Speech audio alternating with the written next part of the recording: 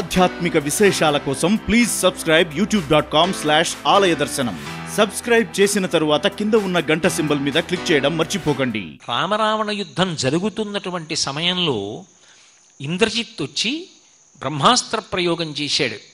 67 కోట్ల మంది వానరులో పడిపోయారు రామలక్ష్మణులతో కలిపి. మీరు కావాలంటే శ్రీరామాయణం యుద్ధకాండ పరిశీలించండి. 67 కోట్ల మంది వానర వీరులందరూ పడిపోతే ఇద్దరు తప్పుకున్నారు బ్రహ్మాస్త్రం నుంచి. ఇంద్రజిత్ వచ్చి యుద్ధం చేస్తే ఎలా ఉంటుందో తెలిసున్నవాడు కనుక, పినతండ్రి కనుక విభీషణుడు తప్పుకున్నాడు. బ్రహ్మాస్త్రము చేత బంధింపబడరు కాబట్టి స్వామి హనుమ తప్పుకున్నారు.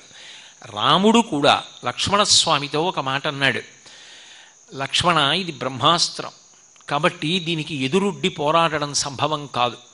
మనం కూడా అస్త్రాన్ని గౌరవించి అస్త్ర బంధనమునకు లోబడి నేలపడి ఉండడమే మార్గం అని రామలక్ష్మణులు కూడా పడిపోయారు. ఆ రోజున 67 కోట్ల మందిలో తర్వాత ఇక ఎవరు లేచి యుద్ధం చేస్తారు అన్నది తెలియదు. ఇంద్రజిత్ లంకాపట్టణంలో ప్రవేశించి తండ్రి రావణబ్రహ్మని పిలిచి ఒక మాట అన్నాడు, నాన్నగారు యుద్ధం అయిపోయింది, రామలక్ష్మణులు పడిపోయారు, సీత మీదే, ఇక సంతోషంగా ఉండండి, విజయభేరి మోగించండి అన్నాడు. రావణుడు మహానంద పరవశుడై ఉన్నాడు. కటిక చీకటి. ఆ సమయంలో 2 కాగడాలు పట్టుకుని విభీషణుడు హనుమ ఇద్దరూ కలిసి పడిపోయినటువంటి వానర వీరులందరి యొక్క ముఖాల వంక చూస్తున్నారు. జాంబవంతుడు కనబడ్డాడు. వానర వీరులలో పెద్దవాడు, బ్రహ్మగారి యొక్క అంశతో వచ్చినటువంటి వాడు.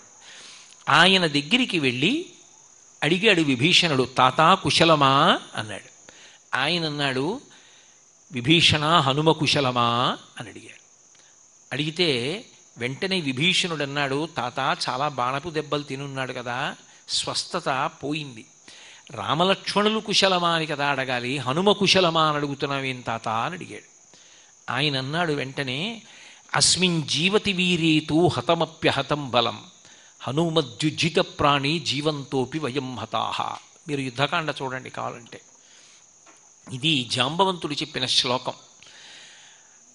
మనకున్నటువంటి సైన్యమంతా మరణించినా హనుమ ఒక్కరు బ్రతికుంటే మళ్ళీ అందరూ బతుకుతారు. మన సైన్యమంతా బ్రతికి ఉండి హనుమ ఒక్కరు పడిపోతే మన సైన్యమంతా మరణిస్తుంది. హనుమ ఒక్కరుంటే చాలు, అంత శక్తివంతుడు. ఆయన కుశలమా అని అడిగారు. ఇంకొకడైతే పరమ అహంకారంతో నేను ఇక్కడే ఉన్నాను అని ఛాతీ విరిచి చేయి గుండెల మీద పెట్టి చూపించి మాట్లాడతాడు. హనుమ వంగి జాంబవంతుని యొక్క పాదములు పట్టి నమస్కరించి, తాత, హనుమ నిన్ను కుశలమడుగుచున్నాడు అన్నారు. నాయన, ఎక్కడ కాంచన లంక?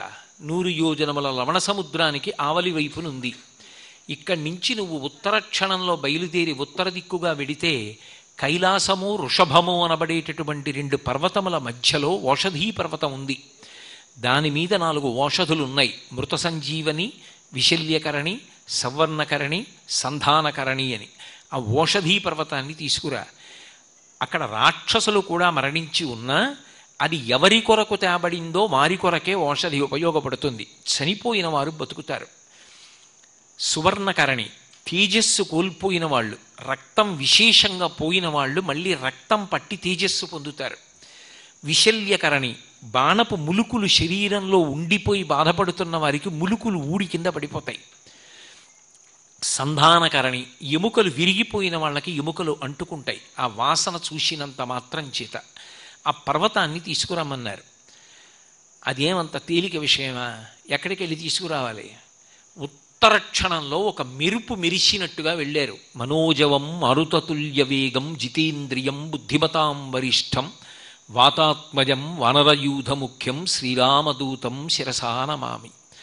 మహానుభావుడు వెంటనే ఉత్తర దిక్కుకెళ్ళి ఓషధీ పర్వతం కనపడకుండా దాక్కుంటే రామకార్యానికి పనికిరాని నీ అస్తిత్వం ఎందుకని పెకలించి తీసుకొచ్చి వానర వీరులందరూ తిరిగి జీవాన్ని పొంది లేచిన తరువాత మళ్ళీ ఆ పర్వతాన్ని యథాస్థానంలో తీసుకెళ్ళి ఉంచేసి వెనక్కి తిరిగి వచ్చారు. అంతేగాని పర్యావరణాన్ని పాడు చేయడం పనికొచ్చింది కదా అని చెప్పి ఆ పర్వతాన్ని తీసుకొచ్చి అక్కడే ఉంచడం, ఇటువంటి పిచ్చి పనులు హనుమ చెయ్యలేదు.